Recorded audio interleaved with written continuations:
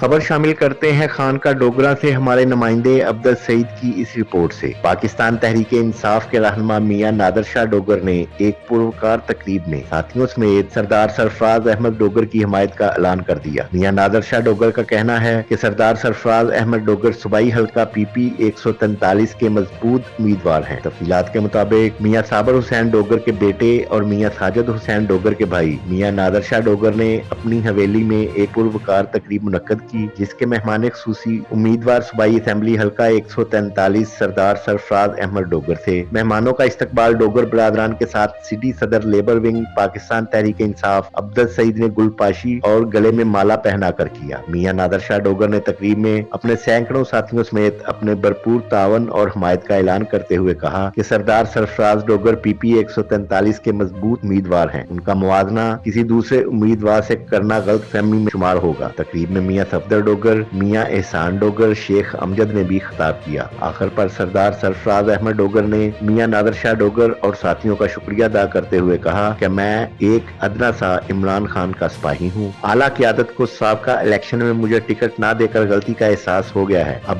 اللہ کے فضل و کرم سے آپ سب کے تعاون سے انشاءاللہ جیت ہماری ہوگی۔ تقریب میں میاں منظر عباس ڈوگر، میاں نجف علی ڈوگر، میاں ساجد ڈوگر، ڈوگر برادران کے علاوہ دیگر برادریوں کے لوگ موجود تھے۔ آخر پر حاضرین کی چائے اور مٹھائی سے توازہ کی گئی۔ عبدل سعید، نمائندہ پرائم 92 خانقاہ ڈوگرہ۔